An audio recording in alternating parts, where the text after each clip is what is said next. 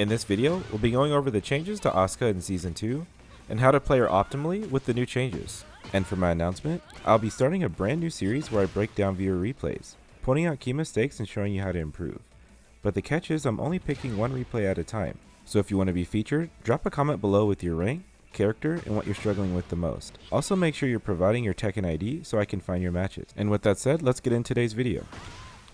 First, we'll be going over the removal of Power Crush from forward 1+2. Forward 2-1 is now her advancing heat engager. What this change means for us is that the way we whiff punish is going to be slightly different.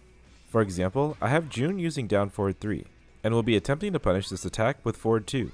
With forward 2 being slightly out of range to punish, we can instead use forward 2-1 to cover moves that are outside of forward 2 range. As you can see, the first hit of forward 2-1 is clipping June here, which also guarantees us the second hit. Forward 2-1 is a great natural combo whiff punisher, and will also help set up offense afterwards. The situation after a heat engager is successful is also different. We can choose to use moves like throws or command throws, or we can choose to use one of Asuka's best lows, which is down 1+2. While both of those are great options, we can also hold down to immediately get into full crouch from heat engager. From here we have access to all of our full crouch mix-ups.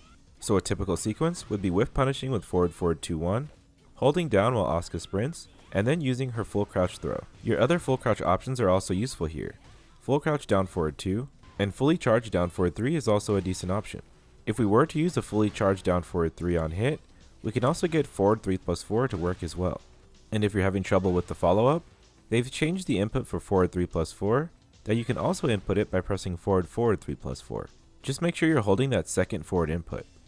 The first new move we'll talk about is up forward 1-2. Up forward 1-2 was made to track people who are stepping her to the left, and it also wall splats on a successful hit. We can also press up forward 1-2 down to cancel the second hit. However, if you use the cancel on block, you are -15 and susceptible to launchers. So I'd be very careful canceling this move on block. Thankfully, if your opponent blocks this second hit, we're only -11, which isn't the end of the world. Up forward 1-2 is best used when you can make reads on a sidestep. In this demonstration, I'm using forward 1 and then using a follow-up like down back 1-2 or down back 1-4. The issue from before is that most follow-ups would whiff if you step Asuka to her left.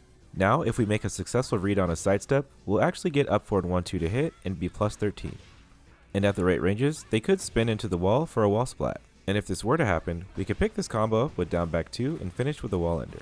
And on a regular hit, I would highly encourage you to run up and pressure another option. Since we're +13, we definitely don't want to let this opportunity slip away. While you're in heat, this string has a knockdown property.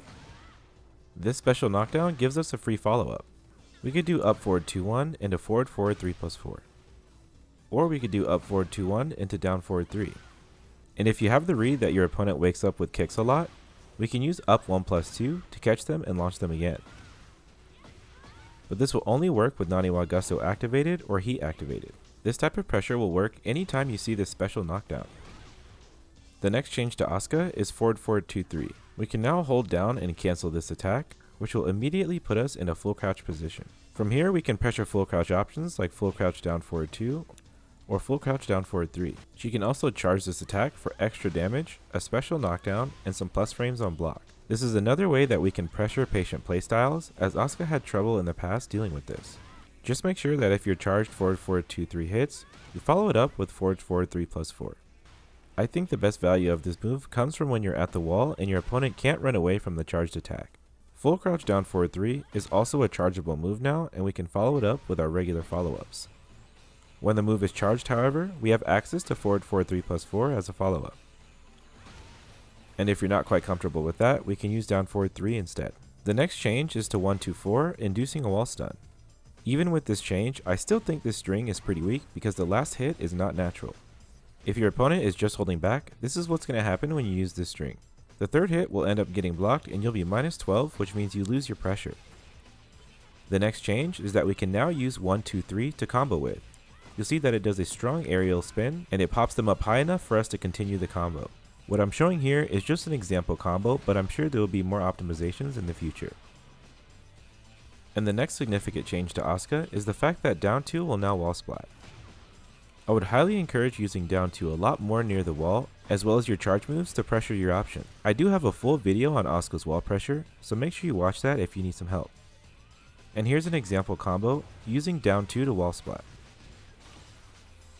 The last major change to Asuka we'll be talking about is up 1+2. This attack was extremely weak in Season 1, but now when you're in heat, it will pop up your opponent for a full combo.